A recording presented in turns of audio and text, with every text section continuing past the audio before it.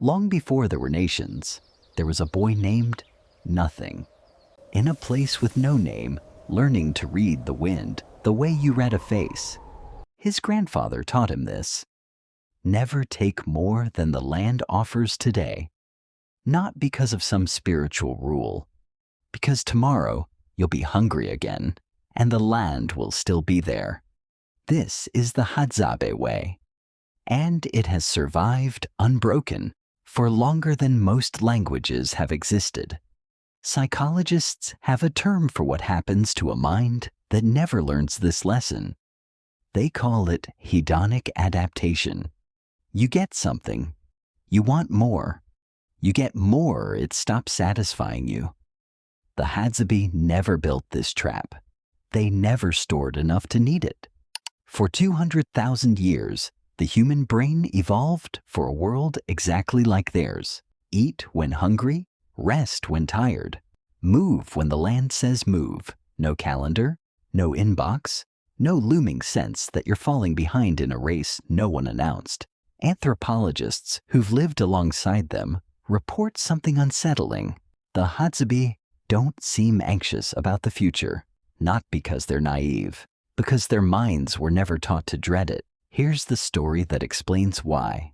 Generations ago, a Hadzabe hunter tracked an eland for 6 hours under open sky. No weapon but a bow, no plan but patience. When the animal finally collapsed from exhaustion, he didn't celebrate, he thanked it.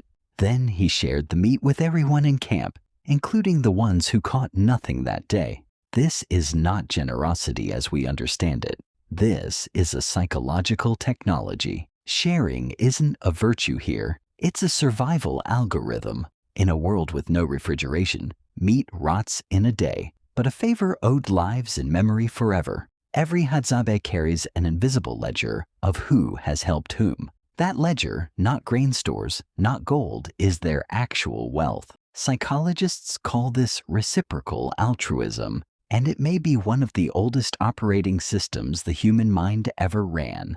Now compare that to you. You've been taught that security means accumulation, more money, more followers, more proof that you matter. But the Hadzabe brain, the same brain architecture sitting inside your skull right now, never needed proof. Belonging was automatic. You showed up, you shared, you were fed, no performance required. There's a reason isolation feels like starving to the modern mind. It's because, for most of human history, it was. A Hadzabe who wandered off alone into the bush for too long wasn't being independent. He was gambling with his life. Every psychological alarm bell you feel during loneliness, the racing thoughts, the tightness in your chest, is an ancient siren built for a world where the tribe was the only thing standing between you and the dark. Modern life removed the lions. It didn't remove the alarm. This is why the story of the Hadzabe isn't really about Tanzania.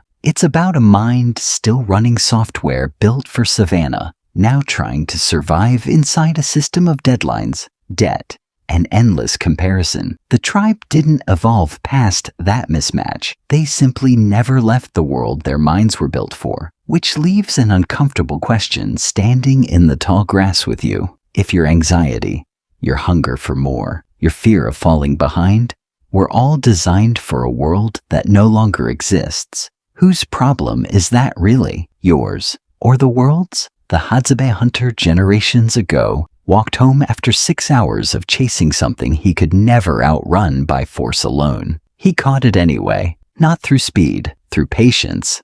The modern mind has almost forgotten how to hold. Maybe that's the story underneath the story. Survival was never really about the strongest mind. It was about the mind that never forgot what it was actually built for.